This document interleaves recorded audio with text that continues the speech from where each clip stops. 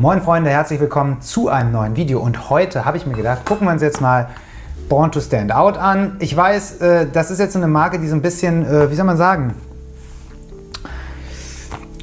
polarisiert und ich kann das verstehen. Ja? Also ich habe die vor allen Dingen mir überlegt, dass wir die mal machen könnten, weil ich war erst letztens in Südkorea, in Seoul und ich finde das eigentlich ein faszinierendes Land und da habe ich mir gedacht, die kommen ja aus Korea, geben wir dem mal eine Chance. Ich weiß nicht, was mich erwartet. Wie ihr seht, ist das hier noch zu. Das reißen wir jetzt gleich auf.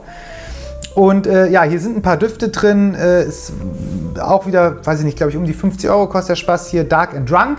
Gibt auch noch dieses Dirty und Sticky oder wie das heißt. Aber ist immer ausverkauft, deswegen nehmen wir das hier.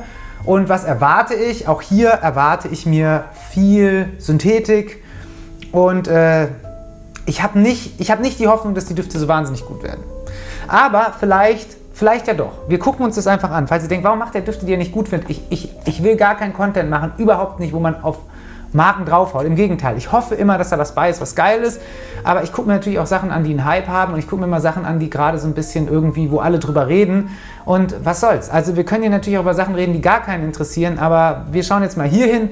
Ihr kennt das ja in den Listen. Zeige ich euch immer Sachen, die ich bedingungslos geil finde. Das stelle ich ja selber zusammen. Bei den Discovery Sets weiß ich es nicht. Weiß ich heute auch nicht. Also wir gucken uns vor allen Dingen einmal die Marke vorher an, also Born to Stand Out. Die erzählen uns hier, we live unconsciously in the closed-minded frame of a predetermined, socially right and standardized way of life, but we feel comfort in it because we want to consider normal in the society. Living a life uncritically, we rebel against the standards. Okay, also klar, hier wird jetzt gesagt, super, alles ist irgendwie vorbestimmt und alles ist closed-minded und so und da brauchst du jetzt hier Born to Stand Out. Und da haben sie auch eine Brandperson, dann sagen sie Nummer 1 ist We rebel against the standards. Why fit in? You were born to stand out. Naja, klar, alles klar. Ich glaube, das ist so ein bisschen so, als ob das jemand auf Koks geschrieben hat, weil das hat so diese Ego-Power. We believe in the power of I don't give a fuck attitude. You don't need approval from anyone to be good enough. Hat ja auch keiner gesagt, dass man den braucht. Oder we believe art is the journey of a free soul. We believe it's better to fail in originality than to succeed in imitation. Und da bin ich ja mal gespannt. Ich habe das Gefühl, dass hier auch durchaus Sachen bei sind, die man jetzt so in der Art schon mal gerochen hat. Also ob das wirklich alles so super original ist, weiß ich nicht. We believe luxury must have that over-the-top attitude, but be effortless at the same time. Also effortless und affordable ist nicht das gleiche, weil so günstig sind die auch nicht. Ich glaube 180 € oder was nehmen die für so einen Flakon? We believe every fragrance is perfect in their own imperfect ways. Ja, so kann man sich das auch schön, einfach schön reden, dass man sagt, ja, unsere Düfte sind nicht gut, aber die sind genau deswegen sind sie gut. We believe in the power of natural, absolute and exotic spices, but we also advocate modern green chemistry. Naja, da sagen sie schon mal, dass es ein bisschen hier, ach Gott, da kommt, nee Leute, das können wir eigentlich gar nicht alles lesen, da kommt noch viel zu viel Zeug. We believe in thinking outside the trash, recycle, refill, reuse, bla bla bla, sind alle super grün, mega geil. Das merkt man und deswegen sind die ja auch so grün, das ist klar, deswegen haben die ja auch ein Discovery Kit gemacht, dass wenn man das hier aufreißt, dass es erstmal scheiße aussieht und man es danach in den Müll schmeißt. Aber gut, recycle, reuse, open. So. Who fucking cares? Ey Leute, ernsthaft, ich hab Bock. Who fucking cares steht hier jetzt nochmal drin. Hier steht auch nochmal die ganze Brand-Persona, so sieht das aus. Läuft alles, jetzt hier noch irgend so ein Dingen vor. Oh, das finde ich aber witzig, das sind die Teststreifen, die man hierfür benutzen soll. Und da stehen da auch nochmal die Noten drauf. Wisst ihr was? Das machen wir, komm. Statt hier obwohl das machen wir nicht.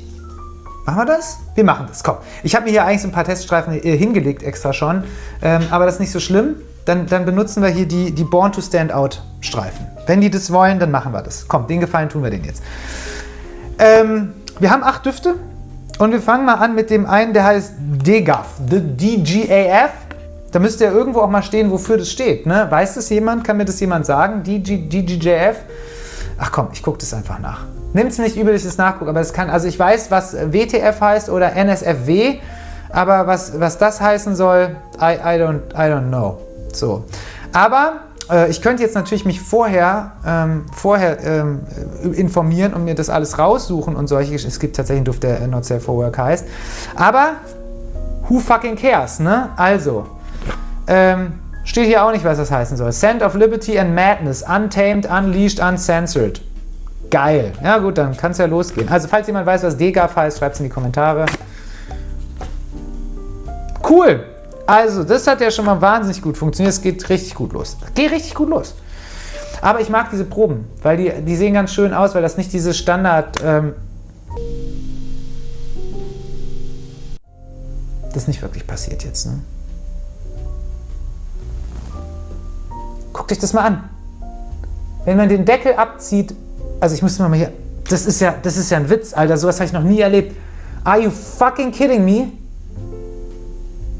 Ja, super, recycle, reuse, retrash, Alter. Ja, natürlich, Alter, weil jetzt ist der halbe Duft hier raus. Die Kappe sitzt so fest, dass man die nicht abkriegt. Man zieht, doch jetzt. Alter, da muss man super vorsichtig sein, weil jetzt haben wir die Hälfte des Dufts ausgeschüttet. F off, Alter, wirklich. Nicht who don't give a f, Alter. Wir machen Produkte, wo wir einfach komplett drauf scheißen, ob das alles funktioniert. Ey, macht mich das schon wieder sauer. Ey, wir gehen hier fast eine Rage-Review. Scheißzeug. So. Ich habe schon gar keine Lust mehr auf den Duft. Was soll das jetzt hier sein? Ist eh alles abgerissen. Bergamot, Incense, Sandalwood. Kalabrische Bergamotte, Zitrus, Sandalwood, Incense, riecht wie ein Designerduft, nervt mich. Riecht wirklich ein Freshie. Weiß ich nicht. Amber, Black Balm, Tonka Bean, rieche ich alles nicht. Kashmiran, Musk. Habe ich auch schon keine Lust mehr drauf. Also, sowas ist mir noch nie passiert. Wir hatten das ja bei den Mind Games, dass da bei den Samples der Blockade eine Blockade hatte. Aber sowas hier, das ist wirklich, also, ich heb mal die Kappe auf. Hab keinen Bock, dass der Hund das hier gleich alles frisst, so. Der kriegt wahrscheinlich sowieso Kopfschmerzen von dem Gestank. Aber ich mache gleich alle Fenster auf und keine Sorge, der ist auch nicht im gleichen Raum wie ich. Von daher alles gut. Okay, also das war, und dann steht hier halt Who fucking cares? Also wirklich, das ist Bad Start. Also das macht meine Brand Perception schon mal ganz schön kaputt. Sag ich euch, wie es ist. Drunk Lovers. So, ich versuche das jetzt mal hier abzureißen, ohne dass das kaputt... Also alles ist bis jetzt kaputt gegangen. Der Teststreifen, die Probe, alles geht kaputt. Und man muss das Ding aufreißen, ist auch kaputt. Alles kaputt. Ah, das ging jetzt wenigstens auf, ohne dass hier alles explodiert. Drunk Lovers, geil. So. Da ist auch alles immer diese Sex-Scheiße. Sin and Pleasure, Smoking Gun, Alter. Oh, na gut. So. Was haben wir jetzt hier? Was haben wir gesagt? Drunk Lovers, also klar. Ich kann mir schon richtig vorstellen, hat man sich ordentlich einen in den Schädel reingeorgelt, dann wacht man am nächsten Morgen auf und denkt, ach du Scheiße. Was ist das? Rote Beeren, Cognac, Cinnamon, Zimtrinde. Man muss dazu sagen, ich habe ja insbesondere mit roten Beeren in Düften ein Riesenproblem. Mag ich nicht. Rote Beeren, Grapefruit, Zitronengas, Bergamott, Texas Cedar, Zitrone, Cognac, Ingwer, sind doch noch ein paar mehr Inhaltsstoffe. Muscatella, Salbei, Pfeffer, Zypresse, Sumatra, Benzoin, Amber, Amiris, fruchtig süß. Kardamom, Moschus, bisschen überfrachtet. Aber interessant, also hier ist dann mit Firmenlicht, das ist ja auch so eine Aroma Chemicals Company. Und Hamid Mirati Kashani, das ist, glaube ich, der auch den Layton gemacht hat. Also das ist jemand, der, ja, den Altair hat er gemacht, genau. Und ich glaube auch den Layton. Ja, hat den Layton gemacht, tatsächlich. Und dann zusammen mit noch einem Parfümeur, den man kennt, Ilias Emmenidis. Und ich meine, der hat von Nishane den EG gemacht. Also die kennen sich schon aus und es riecht auch wie ein guter Duft. Ist mir persönlich auch ein bisschen zu wenig Nische. Der ist schon sehr, sehr so Richtung, auch ein bisschen in die also er schielt schon eher in die Designerrichtung. Was ich komisch finde, weil die wollen auch Born to Stand Out sein. Und das sind jetzt hier alles so Düfte. Ich meine, Layton, brauchen wir nicht drüber reden. Layton ist doch ein Allerweltsduft. Der riecht halt einfach wie ein Duschgel. Das kann mir keiner anders erzählen. Auch das da mit dem Apfel und so. Ich finde den Layton so langweilig. Sorry für alle, die den Layton gut finden. Finde ich einfach langweilig.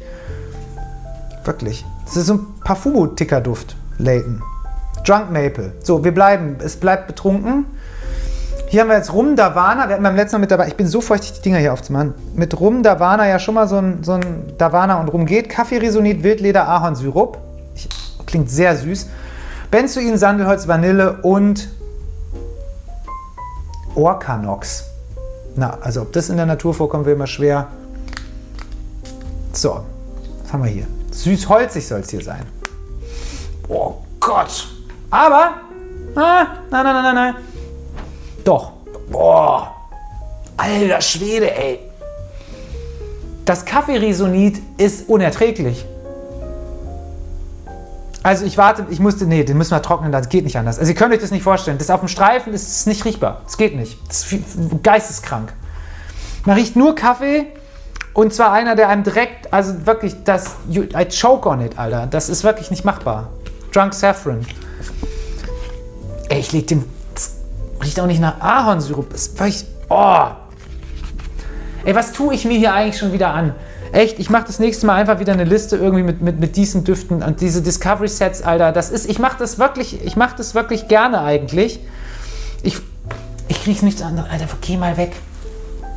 Ich freue mich da ja eigentlich auch immer drauf. Aber bis jetzt waren die auch geil und ich glaube auch so Frederic Malle und so wird alles geil. Aber das, ich habe schon bei Mind Games hatte ich echt große Erwartungen. Das war schon, aber hier, Alter, boah, ne. So, Drunk Saffron, komm. Müssen da ja irgendwie durchkommen. Ich muss so das Fenster aufreißen, Freunde. Cognac, Pflaume, Kaffee, ja, hoffentlich nicht der gleiche Kaffee, der in dem anderen drin ist. Leder, Safran, Vanille, indisches Patchouli und Moschus. Das klingt auf dem Papier gut. Ist auch bei Parfum mit einer 7,8 ganz okay bewertet. Wenn das jetzt süß Gourmand, Pflaume, Cognac. Ich bin echt gespannt, was da rauskommt. Also das sind alles Dinger für Leute, ja, born to stand out. Also da riechst du wirklich, also zumindest muss man sagen, bis jetzt war da keiner bei, der nicht super laut und super krachig war. Ich weiß nicht, ob die auf der Haut auch so sind, aber warum, was ist denn das schon wieder? Also entweder ist jetzt meine Nase wegen diesem Junk Maple im Arsch. Also ich rieche da keine Pflaume. Das riecht einfach nach Kompost. Warum riecht das so nach Kompost? Alter, ich glaube wirklich, die Nase ist Schrott. Alter. Es tut mir leid. Ich rieche da keine Pflaume und kein Cognac. Ich rieche da wirklich, das riecht feucht, nass, modrig. Das riecht wie bei meiner Oma im Keller, Alter. Nee, das kann ja nicht sein. Ich versuche das gleich nochmal. Ey, sorry, das Video ist echt eine Katastrophe. Aber ich lasse es so. Ihr müsst auch mal sehen, das ist die Realness hier auf diesem Channel. Ich lade das jetzt einfach so hoch. Das ist zwar von hinten bis vorne eine Katastrophe bis jetzt. Probe kaputt. Ich rieche echt gar nichts mehr. Alles ist scheiße, aber wir kämpfen uns durch. Mad Honey. Was haben wir denn hier jetzt? Was wird uns hier offeriert? Rosa Pfeffer, Rum, schon wieder Rum. Damaszener, Rose, Honig, Benzin, Bourbon, Vanille, schon wieder dieses Orkanox, Patchouli, Tonkabohne. Boah, Mann, ey. Ah ja, okay, alles klar. Ja, also wenn man Bock auf so mega synthetischen Honig hat, ist das okay. Das geht so ein bisschen in diese Macaron-Bourbon-Richtung von Parfum de Nicolai. Und ganz bisschen, wenn man unbedingt will, in so eine Richtung von einem Monkey Special, nur dass der Monkey Special 10.000 Mal besser ist. Also das ist so süß alles, das ist alles dieser Honig, Alter. Da. Und es drückt so auf die Nase. Das ist alles so wenig komplex. Ja, weiß ich auch nicht. Mary Jane. Jetzt habe ich gerade an Billie Jean gedacht. Aber ich singe das jetzt nicht vor. Das geht auch nicht ab hier, ne? Mary Jane. Gut. Ich kenne keine Story hinter diesen Düften, sorry. Also der ist von Flair.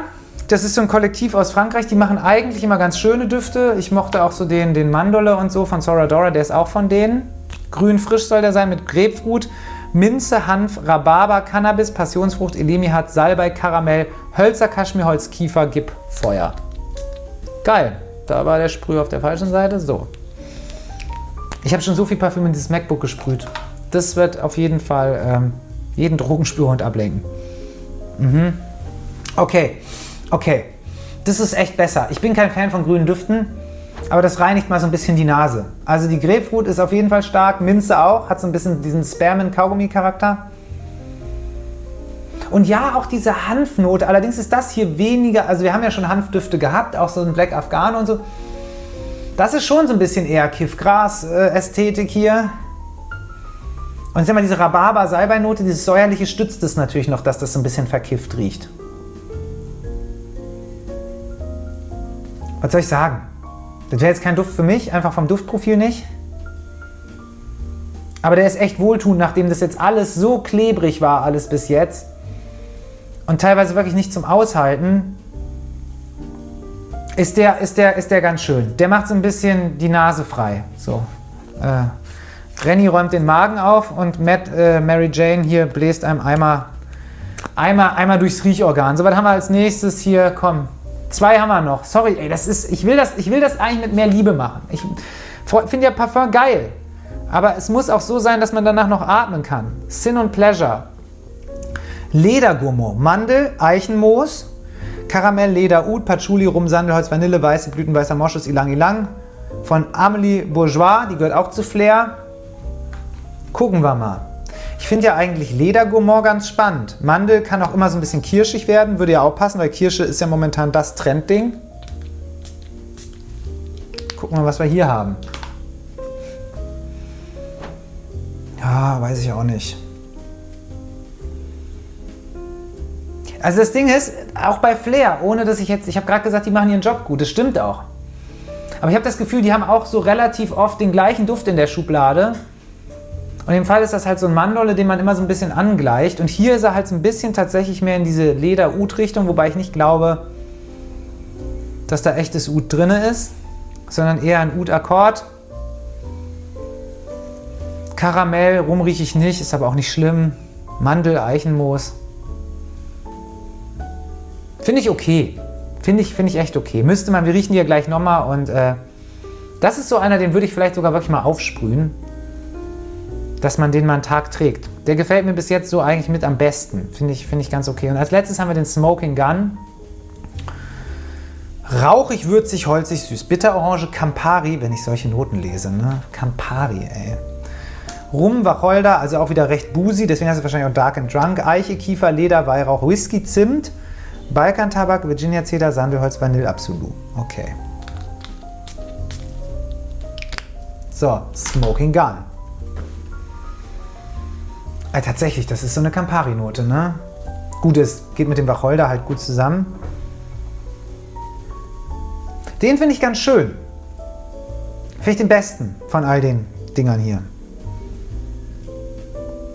Die Bitterorange rum, ich hätte echt gedacht, bei Campari hätte ich echt gedacht, das wird nix. Guck mal, wir werden wieder seriös hier in dem Video.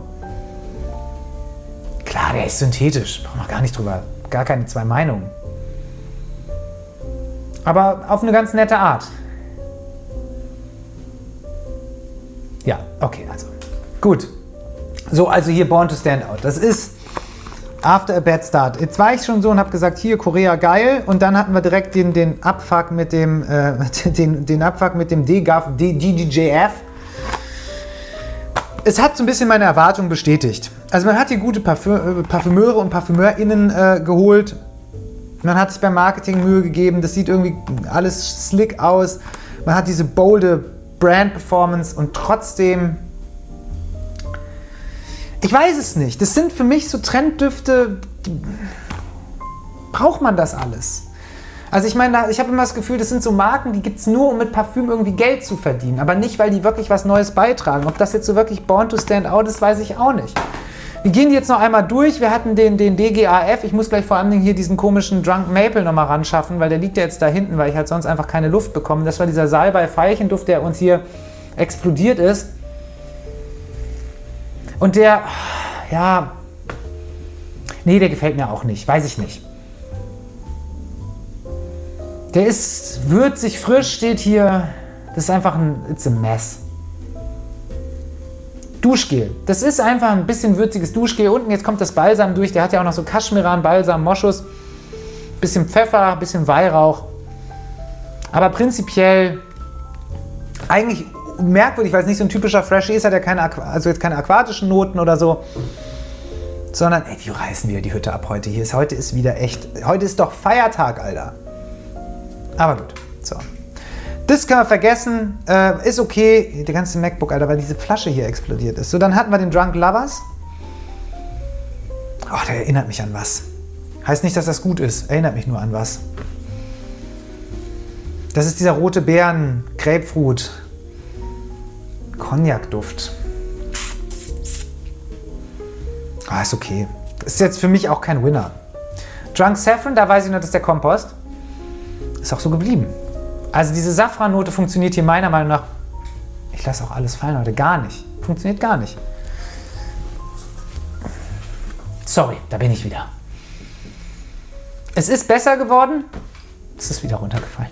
Es ist einfach wieder runtergefallen. Scheiß drauf, es ist besser geworden. Es ist besser geworden, aber es ist trotzdem nicht mein Duft. So, Drunk Maple. Pflaume ist ein bisschen durchgekommen. Drunk Maple, ich habe so Angst, Alter. Das war wirklich, also gerade, und ich spiele das weg, das war echt hart. Das war hart. Boah. Nee. Das geht nicht. Das geht nicht. Ei. Nee, das drückt auf die Nase. Man riecht halt nur Kaffee, ja, ein bisschen Ahornsirup vielleicht, aber turbosynthetisch. Bisschen verbrannt, bisschen Wildleder, ja, okay. Könnte, ich weiß nicht, vielleicht entwickelt er sich auf der Haut besser. Aber dieses Kaffeeresonit, das zieht mir echt den Stecker, Freunde. Sorry, es tut mir echt leid.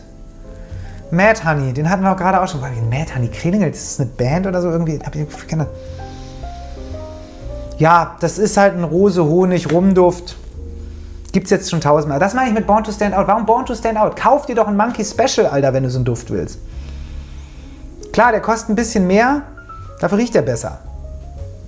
Jetzt haben wir halt 190 € für ein Derivat. Ja, keine Lust drauf. So, Mary Jane. Mich hat es halt schon abgefuckt, dass dieses Ding da kaputt gegangen ist am Anfang. Oh, der ist einer der besseren. Bleibe ich bei, obwohl grün eigentlich nicht meine Düfte sind, ist das gut. Dieser Minz-Hanf-Akkord, so ist schön. Alles, was da drunter kommt, bis auf Salbei, kriege ich hier nicht raus. Also Karamell, Hölzer, Passionsfrucht. Meinetwegen, wenn es unbedingt sein muss. Hätte ich nicht gerochen. Finde ich aber erfrischend. Wie gesagt, das ist der Flair-Duft. Dann haben wir den Sin and Pleasure. Da haben wir jetzt hier die Mandel. Eichenmoos. Aber der gefällt mir ehrlich gesagt jetzt schon wieder nicht mehr so gut. Der hat mir am Anfang besser gefallen. Finde ich irgendwie so ein bisschen, ich kann euch das gar nicht sagen, auch so ein bisschen moderig einfach. Und zu guter Letzt Smoking Gun. Was auch immer sie damit meinen.